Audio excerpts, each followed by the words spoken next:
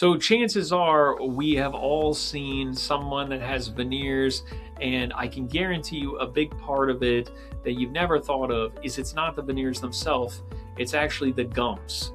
So today in this video, we're going to unlock, why the gums are so important when it comes to getting your smile designed, and how to make sure that they look great for whenever you get your next smile makeover. So let's jump into it. Dr. Rouse here, and welcome to the channel where we try to demystify dentistry using technology. And so I've been designing smile makeovers for over 15 years, and proper gum length is one of the key details I plan for in each case.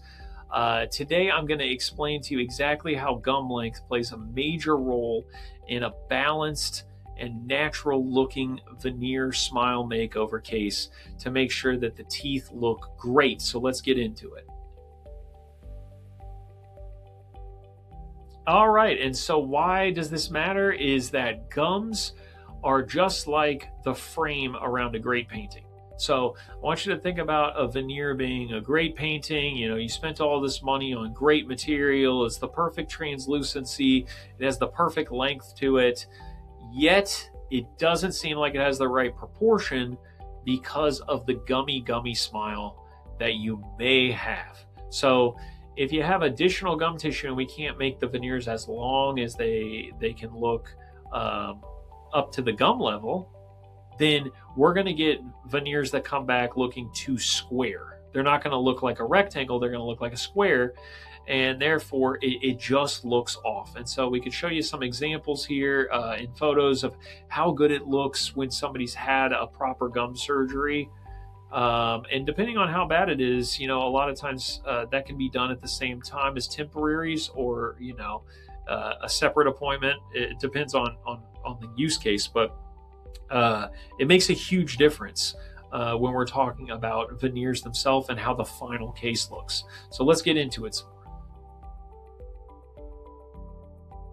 So the main way to deal with a really gummy smile, and this is a great example here, is called a stint. So the gum stint is for gingivectomies. Gingivectomy is just a fancy way of saying let's remove a little bit of extra overgrown gum tissue. It's really not as bad of a procedure as you would think. However, a lot of times it's just completely avoided because people say, I want veneers. They want to get them done and over with, but they are not necessarily thinking about their gums. I think some people think when they get veneers done, this is just sort of like part of it. And it's actually completely different because it's a surgery. So it's a minor surgery, but it's still a surgery. So there's a laser involved usually. There's usually some kind of diode laser that's involved. And then I really like these stints, which are 3D printed. They clip over the teeth and they show you exactly where the gum level should be. So as long as you have extra gum tissue and it's not going to cause any problems with recession or anything later, basically you just clip this stint on top, and then you can have that extra gum tissue removed. It can be done along with the planning for the veneers, and that's what I recommend if you know that you're going to need it. And that's one of the criteria that I look for when I'm designing a smile. I try to let patients know, like, hey, do you want to get this gum surgery done, so that we can make sure that your veneers are going to be as long as possible. Otherwise, if you look at this picture, the veneers are going to stop where the current gums stop. If you want the veneers to look longer, then it's going to require the removal of some gum tissue.